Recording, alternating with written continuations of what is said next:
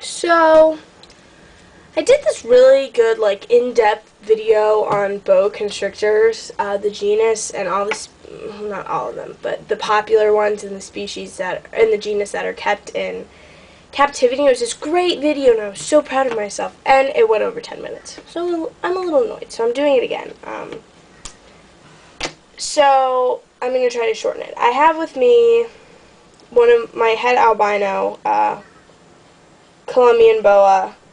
I have 5 of these. These are Boa Constrictor Imperator. He's just a little baby. I had my male with me, my 5-foot male, but took so much effort just like keeping him in this small space, and that might have been what took me so long. So I'm using him. But see, now I'm wasting time. Boa Constrictor, the genus.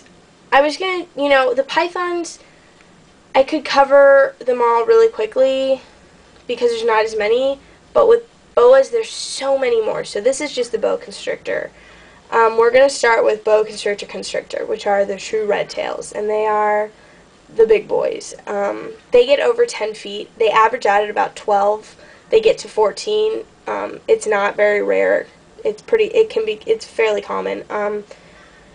They are true red tails, and if you ever see their tails, at first people can't really tell the difference between a Colombian boa and a true red tail. That just comes with getting familiar with what each of them looks like. For example, true red tails, their tails are like blood red. They're much bigger in comparison to a Colombian, so you can usually tell by their tail, but if you can't, true red tails also tend to have widow peaks in their saddles, and they make a backwards number 3. Colombians tend not to, so that's another way. But Surinams, Guianas, and Peruvians are the most common true red tails kept. Those are different, like, locales, and they can be found around $100 as a baby to $150. I don't recommend them for starters. They're a lot of work. Adults eat like rabbits, no problem. So I wouldn't recommend them. Then moving on to BCI, Boa Constrictor Imperator. This is your Colombian boa, which averages out at about 8 feet. This is a little baby. There's a lot of genetics out on them. I'm actually not a big fan of genetics. I'm not a big fan of morphs.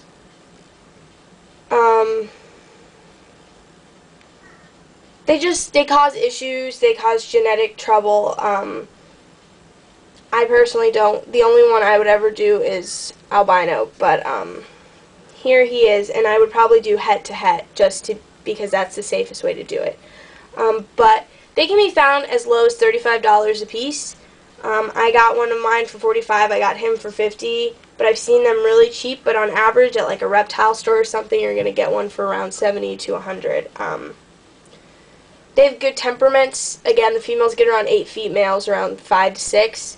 So there's that. There are also different. There are dwarf species of BCIs. You have the Hog Island, which is another really popular one. They get around 4.5 feet.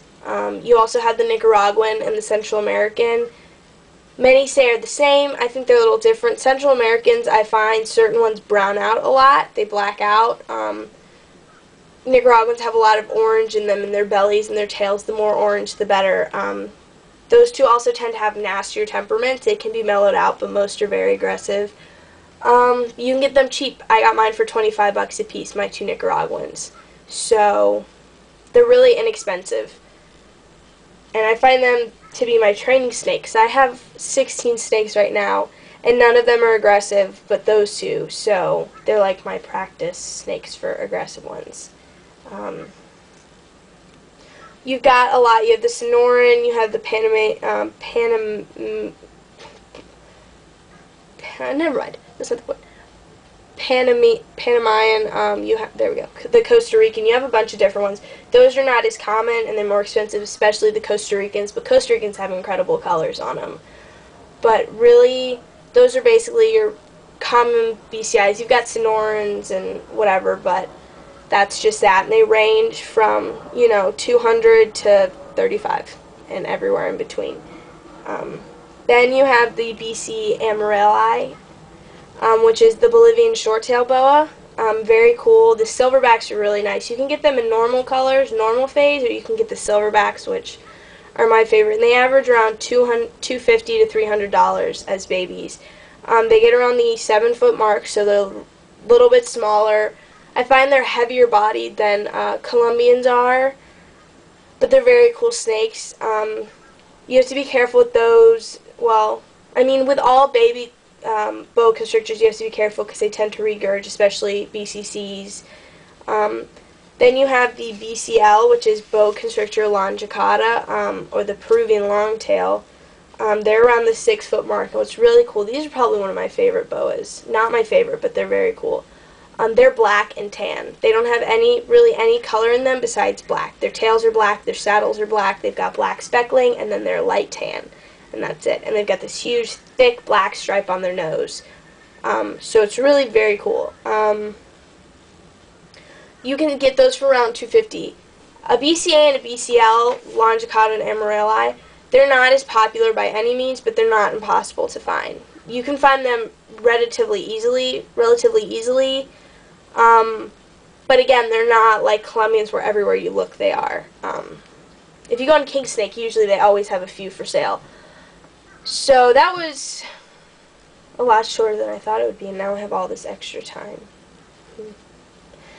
But in my opinion, if you want to do a boa, if you want to get into boas, I would recommend a hog island. Hog islands can be easily tamed. They're very pretty. They're cool snakes. They're actually the only one to change colors throughout the day. They can go from like more corally pinks in them, and then at night they go almost completely white on their back. They're very cool snakes. No one's really sure why they do it, but they do. They're pretty easy to find, and they're a good snake. What people don't realize is they grow. Like Colombians and true red tails, even longicaudas, even Amarellis, they grow, they get big. Colombians can be up to 30 pounds. That's a big snake. And, you know, true red tails, BCCs, can get up to like 60 pounds and 14 feet, and that is a lot of snake to handle. That is a ton of snake to handle, and if you've never handled a large snake before, you're going to be screwed.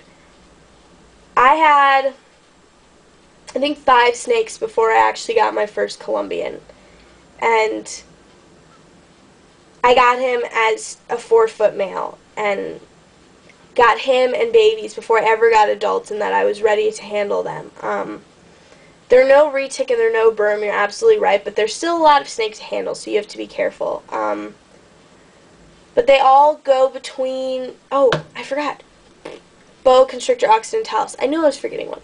Boa Constrictor occidentalis is another one that's sold. There are a lot. There's like 8 different BC species, but these are the ones that are found in the pet industry. Boa Constrictor occidentalis is the Argentine boa, and they get around the 10-foot mark, and they're unlike any other boa. They're dark and they're black, and they're crazy cool. They tend to be the more aggressive ones. I have one. He's tame. He hisses when other people pick him up, but then he's fine with me. He's gotten used to my handling, and he never hisses. He rarely ever hisses at me. So they can be tamed down. They just tend to be a little more temperamental, but they're a cool snake, but don't get one of those for starters. They are around $100, but they are a lot of snake, and they're not the best starter one, and there's not a huge market if you want to breed, but I think they're really cool. So that was my boa constrictor.